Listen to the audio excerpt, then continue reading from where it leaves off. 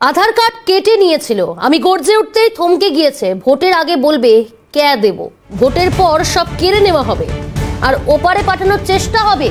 কাউকে ডিটেনশন ক্যাম্পে যেতে দেব না, আমরা আশ্রয় দেব। প্রতিক্রিয়া তৃণমূল সুপ্রিমো মমতা বন্দ্যোপাধ্যায়। সিএ নিয়ে ফের সরব হলেন মমতা বন্দ্যোপাধ্যায়, কি বলেছেন শুনবো। মতুয়া ভাই বোনেরা, বলো হরি হরি বল আর বলেছিল ইলেকশনের পর আধার কার্ড কেটে নিয়েছিল আপনাদের। তারপরে আমি গর্জে উঠলাম, আমার গর্জন শুনে থমকে গেল। ইলেকশনের আগে বলবে কে দেবো, কে দেবে না ওটা ব্যয় দেবে, তার মানে ব্যাকআউট করবে এবং ইলেকশনের পরে আপনাদের সব কেড়ে নেওয়া হবে আর ওপার বাংলায় পাঠিয়ে দেওয়ার চেষ্টা করা হবে। কিন্তু আমরা আপনাদের শেল্টার দেবো, আমরা আপনাদের কাউকে ডিটেনশন ক্যাম্পে যেতে দেব না, এনআরসি করতে দেব না। চিৎকার করে বলুন এনআরসি হবে না, আধার কার্ড বাতিল চলবে না।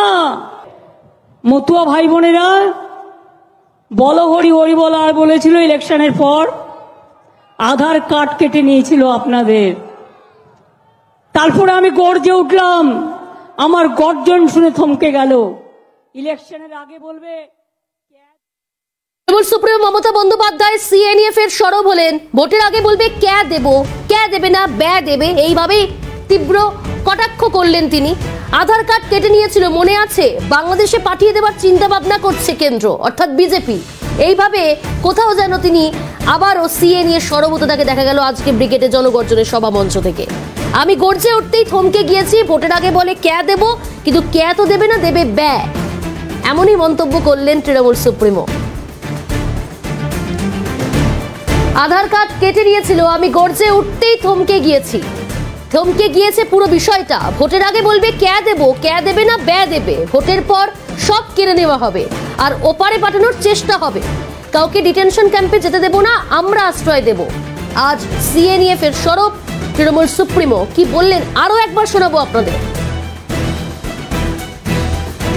ভাই বোনেরা, বলো হরি হরি বল আর বলেছিল ইলেকশনের পর আধার কার্ড কেটে নিয়েছিল আপনাদের। তারপরে আমি গর্জে উঠলাম, আমার গর্জন শুনে থমকে গেল। ইলেকশনের আগে বলবে কে দেবো, কে দেবে না ওটা ব্যয় দেবে, তার মানে ব্যাকআউট করবে এবং ইলেকশনের পরে আপনাদের সব কেড়ে নেওয়া হবে আর ওপার বাংলায় পাঠিয়ে দেওয়ার চেষ্টা করা হবে। কিন্তু আমরা আপনাদের শেল্টার দেবো, আমরা আপনাদের কাউকে ডিটেনশন ক্যাম্পে যেতে দেব না, এনআরসি করতে দেব না। চিৎকার করে বলুন এনআরসি হবে না, আধার কার্ড বাতিল চলবে না। এই মুহূর্তে টেলিফোন লাইনে যোগাযোগ করতে পেরেছি বিজেপি নেতা সজল ঘোষের সঙ্গে। সজলদা, ক্যালকাটা নিউজে আপনাকে স্বাগত। সজলদা, তৃণমূল সুপ্রিমো আজ ব্রিগেডের সভা থেকে বলছেন যে ভোটের আগে বিজেপি বলে কে দেব, কে দেবে না ব্যয় দেবে অর্থাৎ ব্যাকআউট। শুধু তাই নয়, বলছে আমরা এখানে কোনোভাবেই এনআরসি সিএ চালু হতে দেব না, কি বলবেন? এখন এনআরসি সিএ চালু হতে দেব না কি দেব, এগুলো সব সাংবিধানিক কথাবার্তা। কিন্তু আমার বেশ মজা লাগলো যে ভোটের আগে কে দেবে না ব্যয় দেবে। আমারও মনে হচ্ছে পাবলিক ওনাকে দেবে, ঘ্যা দেবে মানে ঘাড়ে ধাক্কা দিয়ে বার করে দেবে।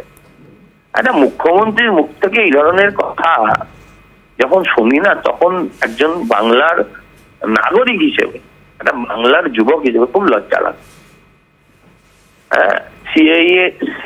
সিএ নিয়ে ওনার বক্তব্য থাকতে পারে, উনি সেটা নিয়ে আন্দোলন যেতে পারেন, কোর্টে যেতে পারেন, পার্লামেন্টে যেতে পারেন, বিধানসভায় যেতে পারেন, যেখানে যেখানে যাওয়ার আছে যেতে পারেন, জনসভাতেও বলতে পারেন। কিন্তু কে দেবে ব্যয় দেবে বললে পরে শুনতে হবে ঘ্যা দেবে মানে বললাম ঘাড় ধাক্কা দেবে।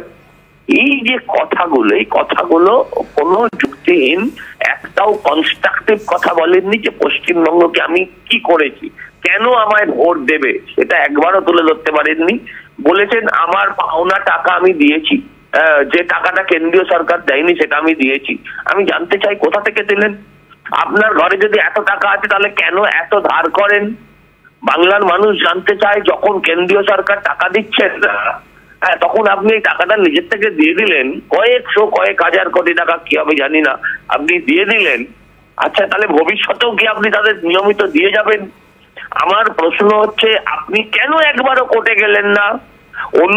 অন্য স্টেটের সমস্তরা তো, সবাই তো কোর্টে গেছে যেখানে এরকম ধরনের ঘটনা ঘটেছে, আপনি কেন কোর্টে গেলেন না?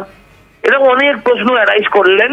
হ্যাঁ, সেগুলো নিয়ে নিশ্চয়ই পরবর্তীকালে পর্যালোচনা হবে।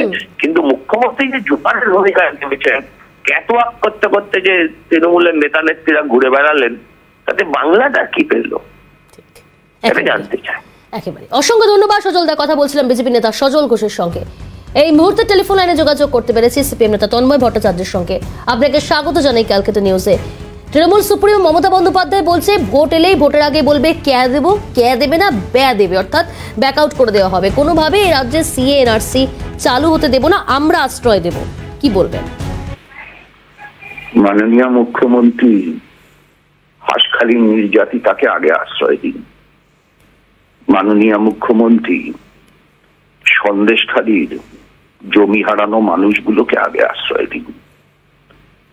তারপরে তিনি যা খুশি তাই করুন। নিজের রাজ্যের মানুষকে আশ্রয় দিতে পারেন না, নিজের রাজ্যের নারীর মুক্তিদাতা হতে পারেন না। সবচাইতে বেশি পরিযায়ী শ্রমিক চলে যায় পশ্চিমবাংলা থেকে ভারতবর্ষের বিভিন্ন রাজ্যে কাজ করতে, বিদেশে কাজ করতে। আর মুখ্যমন্ত্রী গল্প বলছেন। জনগর্জন সভা নাকি গণবিসর্জন সভা, কোনটায় বক্তৃতা দিলেন আজকে মুখ্যমন্ত্রী? জমায়েতের চেহারা দেখে, উচ্ছ্বাস দেখে বুঝলেন না তৃণমূলের বিসর্জন আসন্ন? উনি কে নিয়েও কিছু করতে পারবেন না, বে নিয়েও কিছু করতে পারবেন না।